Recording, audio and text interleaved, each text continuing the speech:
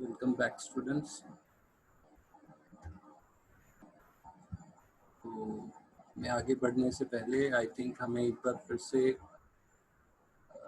इस पे थोड़ी सी नज़र मार लेनी चाहिए प्रेशर एंथैल्पी डायग्राम पे, ताकि आप लोग इसे बेटर समझ सकें।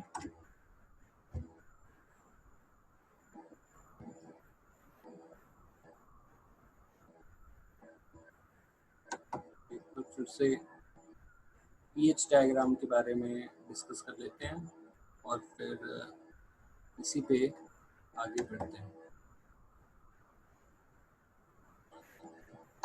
तो ये आपका एक बार फिर से वेपर कंप्रेशन साइकिल का पीएच डायग्राम,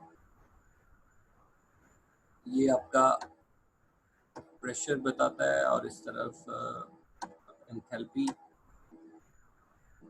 इसे हम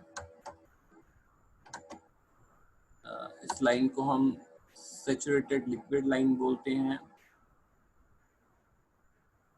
इस लाइन से पीछे सारा लिक्विड रीजन है। कोई भी पॉइंट अगर इस लाइन पे आता है तो दैट इज कि उस पॉइंट पे जो भी लिक्विड है उसकी जो भी रेफ्रिजरेंट है उसकी स्टेट जो है दैट इज लिक्विड। या उसी तरह आपका ये saturated vapour point, saturated vapour line है। मतलब इस पॉइंट पे, इस लाइन पे अगर कोई भी पॉइंट आता है तो उसकी स्टेट जो है वो that is vapour state, saturated vapour उसे बोलते हैं। इस पे और इससे आगे अगर कोई पॉइंट आता है, जैसे ये 3 आ रहा है, तो इसमें सुपर हीटेड वेपर्स जो हैं वो होते हैं। और इसके बीच में जो होता है वो वेट वेपर्स होते हैं। जनरली उन्हें हम वेट वेपर्स बोलते हैं। इस पॉइंट पे जो वेपर्स होते हैं उन्हें हम ड्राई वेपर्स या सैचुरेटेड वेपर्स के नाम से बोलते हैं। इसमें हमारे वेट वेपर्स भी होते हैं। इसमें जो ये वो रीजन है जिसमें लिक्विड प्लस वेपर स्टेट में जो है आपका रेफ्रिजरेंट होता है। तो वेपर कंप्रेशन साइकिल में दिखा रहे हैं हम ये 1 से 2 जो हो गया आपका इवेपोरेटर हो गया, 2 से 3 कंप्रेसर, रेफ्रिजरेंट कंप्रेस हो गया, वेपर स्टेट में आ गया। फिर 3 to 4 जो है एक कंडेंसर होता है, जो कि जो हीट आप यहाँ से अब्जॉर्ब करेंगे किसी भी चीज़ को ठंडा करने के लिए। सपोज पेरिशेबल फूड स्टफ कोई भी है, सपोज आपका एप्पल, ये एप्पल से हीट जो है एब्जॉर्ब की इन्होंने और इसी रेफ्रिजरेंट ने कंडेंसर में जाके वो एटमॉस्फेयर को हीट रिजेक्ट कर दी और वही वापस जो है एक्सपेंशन वाल्व से होते हुए थ्रॉटलिंग प्रोसेस होता है, प्रेशर रिड्यूस होता है और जो चिल्ड लिक्विड रेफ्रिजरेंट बन जाता है, low pressure low temperature liquid refrigerant, जो कि अंदर जाके हीट को एब्जॉर्ब करता है। तो इस तरह से हम वेपर पीएच डायग्राम है ये systematic diagram of refrigeration cycle, तो इस तरह से ये काम करता है। इसके बारे में हमने पहले भी स्टडी कर लिया था।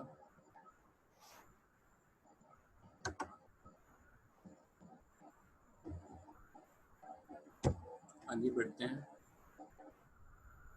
ये पीएच डायग्राम वही, अगर यही पीएच डायग्राम को वेपर कंप्रेशन साइकिल का डायग्राम को हमने रिप्रेजेंट करना हो टेम्परेचर एंड एंट्रोपी डायग्राम में, तो ये हमारे पास है। यहाँ ये इसे बोलते हैं हम saturated liquid line, that is quite similar to this one, but in this case we are using temperature and entropy. Entropy is degree of randomness. Temperature of and और entropy के बीच में हमने अपना TS कर्व बनाया है, temperature entropy curve for pure substance. तो ये critical point होता है। इससे पीछे जो होता है वो लिक्विड होता है, लिक्विड स्टेट, और इस पॉइंट से आगे जो होता है, इस कर्व से आगे, वो वेपर स्टेट होता है, और इसके बीच में जो होता है लिक्विड प्लस वेपर रीजन होता है। और क्रिटिकल पॉइंट वो पॉइंट होता है जिसमें लिक्विड सीधा वेपर फॉर्म में कन्वर्ट कर जाता है। तो इस पे अगर रिप्रेजेंट करना हो अपने वेपर कंप्रेशन रेफ्रिजरेशन साइकिल, तो हम जानते हैं कि सैचुरेटेड लिक्विड को हम कंप्रेसर में डालते हैं, उससे सुपरहीटेड वेपर्स मिल जाते हैं पॉइंट 2 पे, और फिर जब वो कंडेंसर में जाते हैं तो हीट को रिजेक्ट कर देते हैं सराउंडिंग को।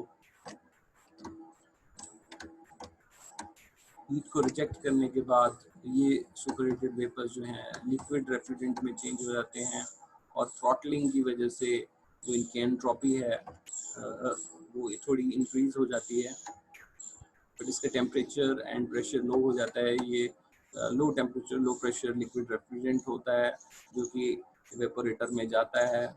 इवेपोरेटर में इवेपोरेट हो जाता है क्योंकि ये हीट को एब्जॉर्ब करता है। जो भी रेफ्रिजरेटिंग स्पेस होती है वहाँ से हीट जो है ये एब्जॉर्ब करता है, और उसकी वजह से वेपर स्टेट में चेंज हो जाते हैं लिक्विड रेफ्रिजरेंट, और फिर से ये सप्लाई कर दिया जाता है टू द कंप्रेसर। तो इसी तरह से हमारा temperature on entropy diagram of vapour compression refrigeration system का ये बना हुआ है। तो COP हमने पहले भी डिस्कस कर ली थी कि कोएफिशिएंट ऑफ परफॉर्मेंस किस तरह से काम करती है।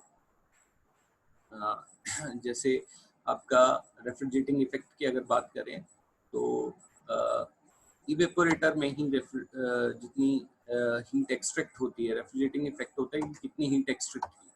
तो जो इवेपोरेटर है वही हीट एक्सट्रैक्ट करता है, तो उसके अंडर जितनी रेफ्रिजरेशन हो रही है वो ये बताता है कि कितनी अमाउंट ऑफ हीट जो है रिमूव हुई है। तो अगर प्रेशर एंथैल्पी की बात करें तो इधर एंथैल्पी H1 है 0.1 पे, और इधर H4 है, तो इनके बीच में जो एंथैल्पी होगी वो होगी H1 माइनस H4, इस तरह से।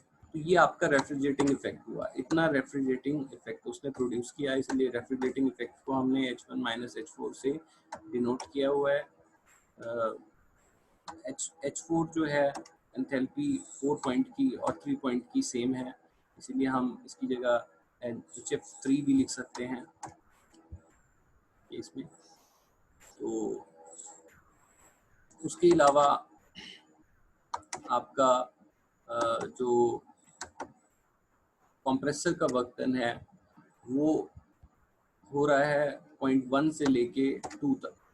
0.1 से लेके 2 तक जितनी एंथैल्पी है वो बताएगी कि कितना वर्क डन हो रहा है। तो अगर हम इसे एंथैल्पी 8.2 माइनस एंथैल्पी 8.1 लिखें तो ये इतना वर्क डन करेगी। तो हमारा work done by the compressor जितना हुआ that is H2 minus H1। तभी हम इधर लिखेंगे तो COP हम इसकी फाइंड आउट कर सकते हैं अगर हमारे पास एंथैल्पी की वैल्यूज दी हुई हो। तो इस तरह से हम इसका कैलकुलेट कर सकते हैं।